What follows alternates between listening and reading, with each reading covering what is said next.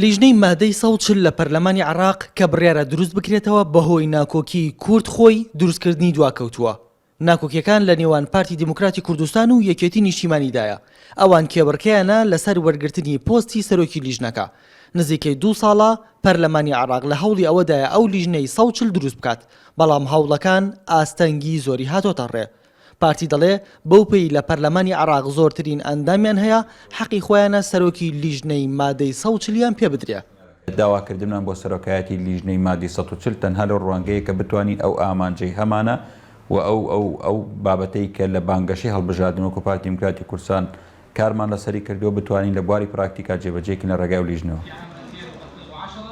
لە بەرامبەردا ئەندامێکی پەرلەمانی عێراق لەسەر فراکسیۆنی یەکێتی ئەو بۆچوونەی پارتیە ڕەت دەکاتەوە و بە مافیەکێتی دەزانێت سەرۆکایەتی لیژنێکی وها بکات، چونکە یەکێتی زۆرترین ئەندامی فراکسیۆنەکەی خەڵکی کەرکووک و ناوچە جێناکۆکەکانن. ئەگەر ئێمە یعنی نەتیجەی هەڵبژاردن نەتیجەی سنوورەکانی هەڵبژاردن بکەین بە پێوەەر ئەبێ سەرۆکی لیژنەی مادەی 140 بۆ یەکێتی بێ.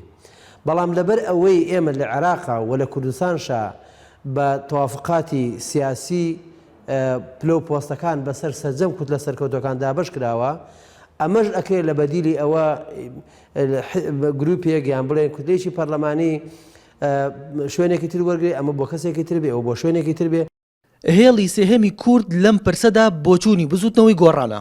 ئەوان دەڵێن پارتی و یەکێتی لە 13 ساڵی ڕابردوودا لە پەنای پرسی کەرکووک بەردەوام پرۆژەی حزبەکانی خۆیان پێ گەورە کردووە و زیانی گەورەیان لە کەرکووک و مادەی 140 داوە. ئەم دوو لایەنە تەنها خەمیەوەیانە بووە پێگە و دەسەڵاتەکانی خۆیان لەو دوو ناوچەیە بپارێزن. خەمیەوەیان نەبووە پرسی و ناوچەیە لە بەغدا لە ڕووی یاسایی و سیاسی و دەستوری یەکلای بکەنەوە بێت بە بەشێک لە هەرێمی کوردستان لە ڕووی یاسایی و سیاسی و دەستوری بەڕەسمی یەکلا بکرێت بۆ پرسە تا ئێستا باڵپەسێرا ماوەتەوە.